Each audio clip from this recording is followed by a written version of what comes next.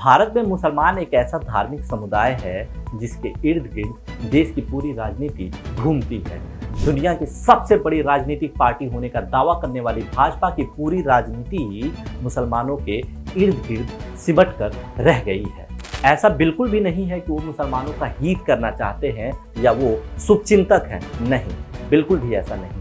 बल्कि ये लोग 14% मुसलमानों का भय दिखाकर 80% हिंदुओं को डराने का काम करते हैं, वोटों को ध्रुवीकरण करने का काम करते हैं।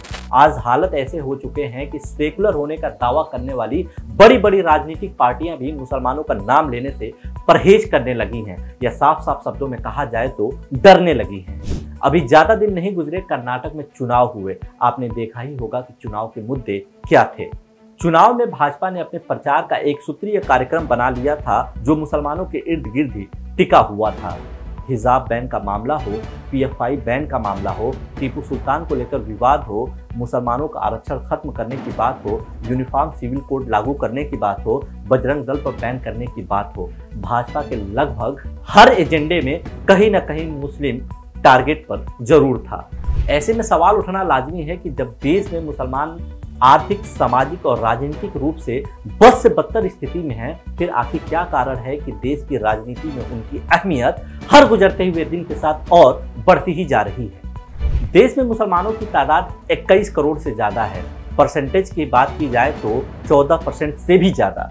मुसलमानों की सामाजिक, राजनीतिक और आर्थिक हैसियत क्या है, इसका अंदाजा साल 2006 में आई सच्चर कमेटी की रिपोर्ट से ही लगाया जा सकता है। रिपोर्ट में कहा गया था कि भारत में मुसलमान आर्थिक, सामाजिक और शिक्षा क्षेत्र में अन्य धर्म के लोगों के मुकाबले सबसे पिछड़ी हुई स्थिति में हैं।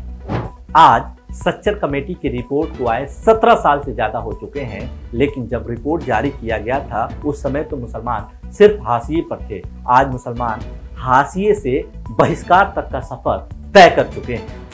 आज हम मुसलमानों के सामाजिक और आर्थिक स्थिति के बारे में बात बिल्कुल भी नहीं करेंगे, बल्कि आज का विषय है मुसलमानों का राजनीतिक महत्व और हैसियत। भारत में मुसलमानों का राजनीतिक हैसियत क्या है, इसका अंदाजा आप इस बात से लगा सकते हैं कि भारत में कुल सांसदों की संख्या 543 है, लेकिन 14% से ज्यादा आबादी होने के बावजूद देश में मुस्लिम सांसदों की संख्या सिर्फ 27 है। पिछले लोकसभा चुनाव में मात्र 22 ही थी। मुसलमानों के वोटिंग पैटर्न के बारे में बात करेंगे तो उसे समझना काफी जटिल है।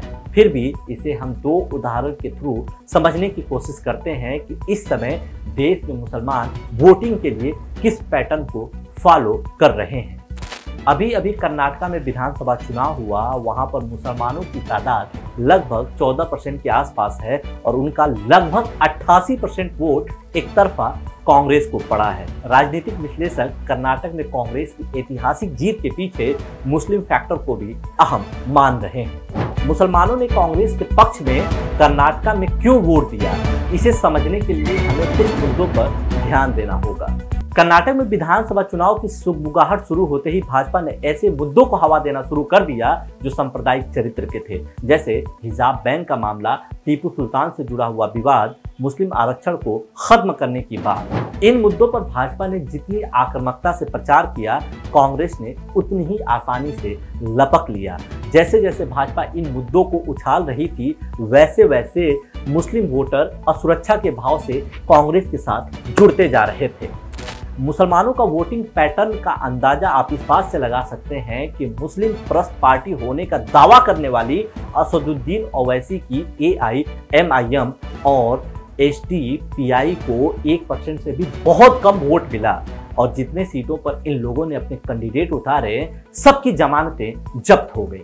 कर्नाटक चुनाव में कांग्रेस ने कुल 15 मुस्लिम उम्मीदवारों को टिकट दिया था, जबकि JDS ने 25। लेकिन इस बार कर्नाटक विधानसभा में चुनकर कुल 9 मुस्लिम विधायक आए हैं, जो सारे के सारे कांग्रेस से हैं। मुसलमानों ने भाजपा की बी टीम होने का इल्जाम की वजह से JDS को पूरी तरह नकार दिया। इस बार राज्य में मुस्लिम विधायक पहले के मुकाबले ज्यादा जीतकर विधानसभा में पहुंचे हैं।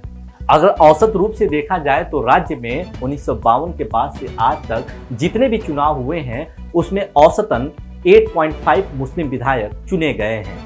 खैर, अगर आबादी के परसेंटेज के हिसाब से आप कैलकुलेशन करेंगे तो मुस्लिम विधायकों की संख्या काफी कम है। आबादी के हिसाब से उनकी संख्या 30 के आसपास होनी चाहिए थी।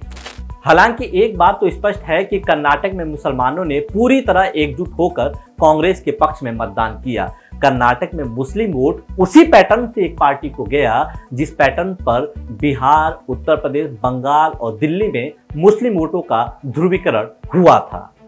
अब आते हैं यूपी के निकाय चुनाव में मुस्लिम वोटों के पैटर्न पर कि आखिर कर्नाटक के मुकाबले यूपी में मुसलमानों ने वोट देने के लिए पूरी तरह अलग रणनीति पर काम क्यों किया।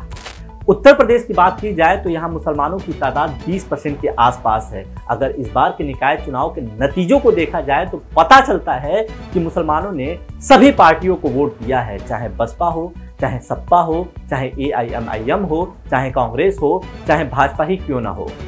इस चुनाव में भाजपा ने भी कुछ नए प्रयोग किए थे। पहली बार बड़ी तादाद में मुसलमानों को टिकट दिया गया और मुसलमान भाजपा के टिकट पर चुनाव में जीत कर भी आए। अगर आंकड़ों की बात की जाए तो इस बार नगर निकाय के चुनाव में 5 नगर पंचायतों के अध्यक्ष पद पर भाजपा के टिकट पर मुस्लिम चुने गए। इसी तरह भाजपा के टिकट पर पार्षद बनने वाले मुसलमानों की संख्या भी 60 है। अगर पूरे राज्य में वोटिंग पैटर्न को अच्छे से समझा जाए तो पता चलता है कि मुसलमानों का वोट इस बार विधानसभा चुनाव की तरह किसी एक पार्टी को न जाकर लगभग हर पार्टी को पड़ा है।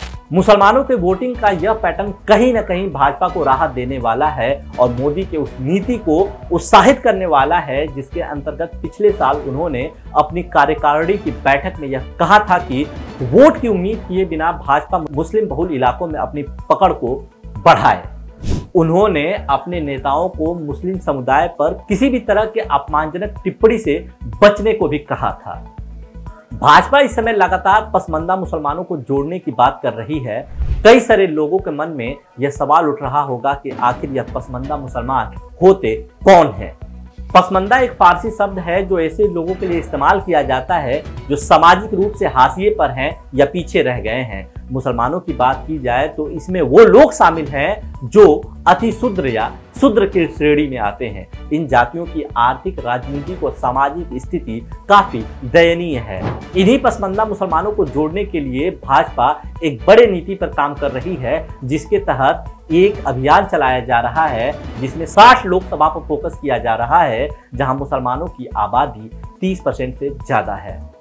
बड़े स्तर पर ऐसे क्षेत्रों में भाजपा मुसलमानों को अपॉइंट कर रही है, उनको जोड़ने के लिए मुहिम चला रही है। भाजपा की ये कोशिशें कितनी काम आएंगी और भाजपा के साथ मुसलमान कितनी बड़ी तादाद में जुड़ेंगे ये तो आने वाला वक्त ही बताएगा। लेकिन यह बात सच है कि भारत के मुसलमानों के राजनीतिक सोच और उनके वोटिंग पैटर्न को समझना वास्तव में बेहद जटिल विषय है।